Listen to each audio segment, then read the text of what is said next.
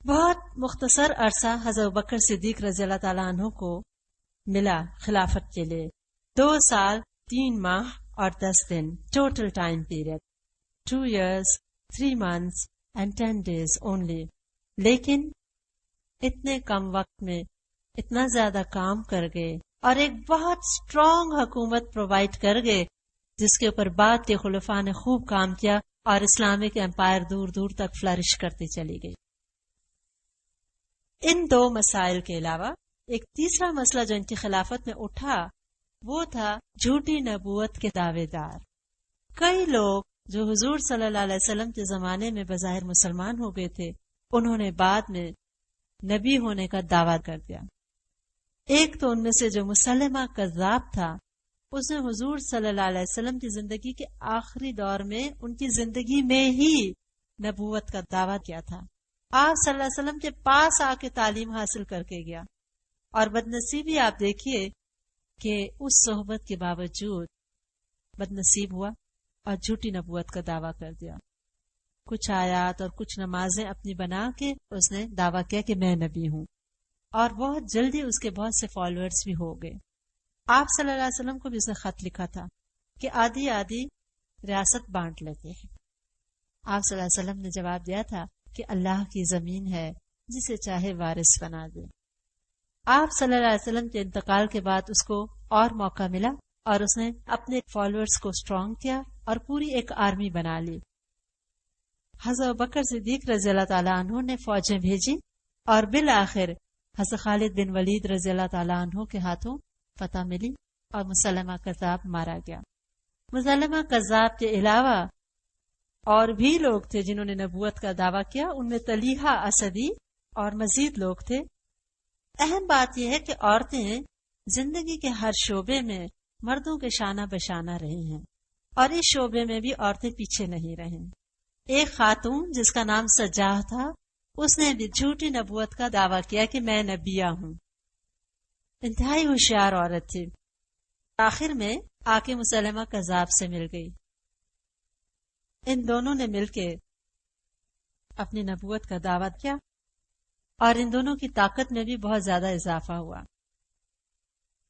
اس نے مسلمہ کذاب سے شادی کر لی اور ان دونوں نے اپنی شادی کی خوشی میں صبح اور رات کی نمازیں معاف کر دیں. لیکن مسلمہ کذاب مارا گیا اور سجاہ کا بھی زور ٹوٹ گیا اور یہ خطرہ ختم ہوا. چوتھا مین مسئلہ جو حضرت ابو بکر رضی اللہ تعالیٰ عنہ کو پیش آیا تھا وہ تھا عام بغاوت اور ارتداد، اپوسٹسی.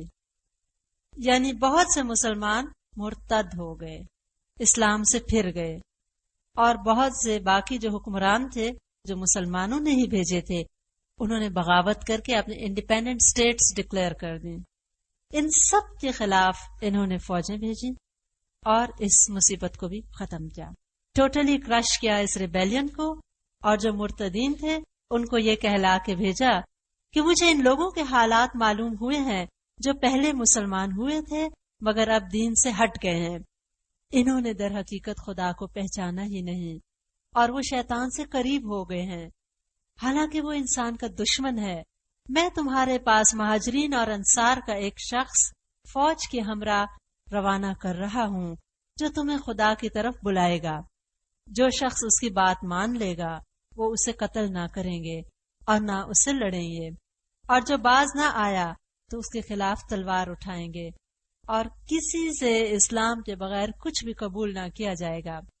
میں نے اپنے قاصد کو حکم دیا ہے کہ میری اس تحریر کو عام لوگوں میں سنا دے، اور یہ نشانی مقرر کی کہ جس بستی میں سے اذان کی آواز آئے گی ان سے تعرض کیا جائے گا. یہ یاد رکھیں کہ یہ مسلمانوں کی بستیوں کی طرف احکامات جا رہے ہیں جو لوگ آلریڈی مسلم تھے اور پھر اسلام سے ہٹ گئے تھے. اس کا فائدہ یہ ہوا کہ بہت سے لوگ تو ویسے ہی واپس اسلام کی طرف آ گئے، اور جو کچھ نہیں مانے ان کے ساتھ تھوڑی بہت فوجی کاروائیاں ہوئیں اور یوں یہ مسئلہ بھی ختم ہو گیا. جو باغی لوگ تھے وہ بھی سارے ٹھیک ہو گئے، اور جو ایک اور مین مسئلہ تھا وہ تھا منکرین زکوٰۃ. کچھ مسلمان قبائل نے یہ کہا کہ ہم مسلمان تو ہیں، تمام فرائض پورے کریں گے، لیکن زکوٰۃ نہیں ادا کریں گے۔ حضرت ابوبکر رضی اللہ تعالیٰ عنہ نے فیصلہ کیا کہ ان کے خلاف فوج بھیجی جائے گی۔ حضرت عمر رضی اللہ تعالیٰ عنہ نے کہا کہ ان کے خلاف تلوار کیسے اٹھا سکتے ہیں جبکہ یہ مسلمان ہیں اور کلمہ گو ہیں۔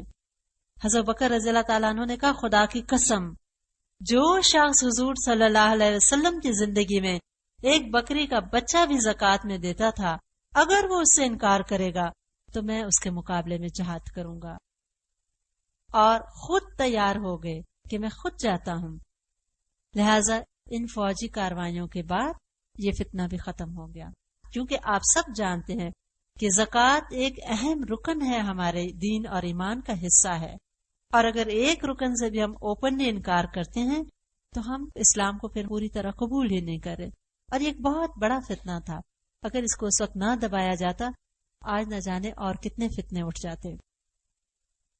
آپ ان کی ہمت دیکھیے، ادھر یہ اندرونی مسائل ہیں اور اس کے ساتھ ساتھ بیرونی فتوحات کا دروازہ کھول دیا۔ یہ نہیں سوچا کہ ابھی یہ مسئلہ تو ختم ہو جائے پھر دوسرا مسئلہ میں چھیڑوں گا۔ At the same time Iraq اور شام کی طرف اپنی فوجیں روانہ کر دیں، اور بڑی مشہور جنگیں ہوئیں جن میں بہت سے مشہور جرنیل ہیں۔ سب سے بڑا اور عظیم کارنامہ ان کے دور خلافت کا تدوین قرآن ہے، دا کمپائلیشن آف قرآن۔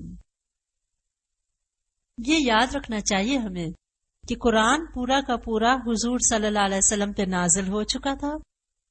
کس سورت کو کہاں لکھنا تھا، کس آیت کو کہاں لکھنا تھا، یہ سب حضور صلی اللہ علیہ وسلم نے وحی کے مطابق تمام چیزیں لکھوائی ہوئی تھیں۔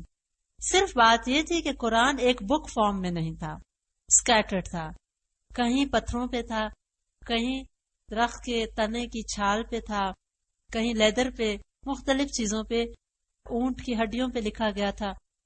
جو جنگ یمامہ ہوئی تھی حضرت بکر رضی اللہ تعالیٰ عنہ کے دور میں، جو مسلمہ کذاب کے خلاف ہوئی تھی، اس میں بہت سے حفاظ جو صحابی تھے شہید ہو گئے۔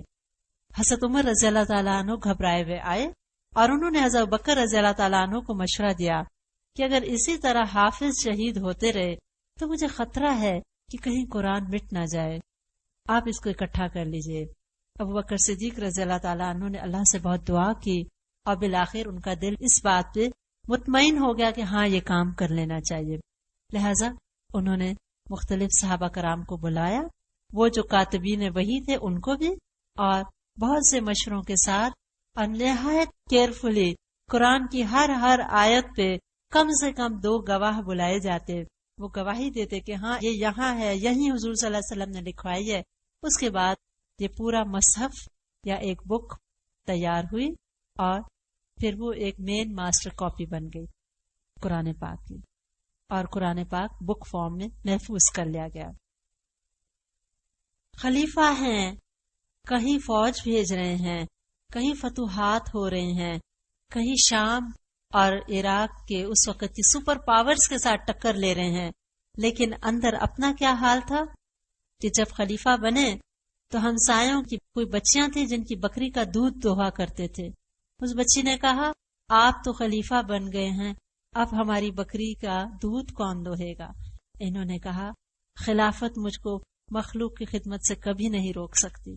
خلیفہ وقت امیر المومنین ان بچوں کی بکری کا دودھ دوہا کرتے تھے اور رعایا کی خبرگیری کرا کرتے تھے، اور خشیت کا یہ عالم تھا کہ جب قرآن پاک پڑھتے تو روتے روتے ہچکی بن جاتی تھی۔ ایک صحابی کہتے ہیں کہ میں ان کے ساتھ تھا اور کہیں سامنے باغ تھا، چڑیاں تھیں، چڑیوں کو دیکھ کے کہنے لگے اے چڑیوں تم کتنی خوش نصیب ہو، چرتی ہو، چگتی ہو، سیر کرتی ہو اور آخرت کے حساب سے بھی بے نیاز ہو، اور روتے اور کہتے کاش میں درخت ہوتا، کاش میں پرندہ ہوتا کہ میرا حساب نہ لیا جاتا۔ آخری وقت میں سخت بیمار ہوئے، اپنی بیٹی حضرت عائشہ رضی اللہ تعالی عنہا کو بلا کے کہا آج کون سا دن ہے؟ انہوں نے کہا دوشنبہ۔ کہنے لگے حضور صلی اللہ علیہ وسلم کس دن فوت ہوئے تھے؟ آپ دیکھیں آخری وقت میں بھی دوست کی یاد۔ انہوں نے کہا دوشنبہ. خواہش کا اظہار کیا کہ اللہ مجھے اسی دن موت دے دے. اس کے بعد ان سے کہا کہ دیکھو میرے جسم پہ جو چادریں ہیں انہی کو دھو کے مجھے کفن دے دینا. حضرت عائشہ رضی اللہ تعالیٰ عنہا رو پڑی. کہنے لگی ابا جان کیا ہم اب ایسے ہیں کہ آپ کو نیا کفن بھی نہیں دے سکتے؟ کہنے لگے نہیں، نئے کپڑے کا حقدار تو زندہ انسان ہے، مردہ کے جسم کے لیے تو خون اور پیپ ہے، میرے لیے پرانا ہی کپڑا ٹھیک ہے. اسلام سے پہلے 40,000 اشرفیاں پرسنل ان کی ریزرو فنڈ تھی، اور جس وقت فوت ہونے لگے حضرت عمر رضی اللہ تعالیٰ عنہ کو دوسرا خلیفہ نامزد کیا تو کہنے لگے دیکھو میرے سرمایے میں سے کیا کیا کچھ ہے. بتایا گیا کہ غلام، ایک لونڈی، 1 یا 2 اونٹ اور شاید 1 چادر تھی. کہنے لگے جیسے میں مروں یہ بیت المال سے مجھے ملا ہوا ہے، یہ دوسرے خلیفہ کا حق ہے، یہ ان کو پہنچا دینا. حضرت عمر رضی اللہ تعالیٰ عنہ کے پاس جب وہ چیزیں پہنچائی گئیں تو وہ رو پڑے اور کہنے لگے اے ابو بکر اللہ آپ پہ رحم کرے، آپ کے زہد کا یہ عالم، اتنے بڑے خلیفہ اور بس یہ چھوڑ کے جا رہے ہیں. بالآخر خلیفہ وقت امیر المومنین ابو بکر رضی اللہ تعالیٰ عنہ کا انتقال ہوا.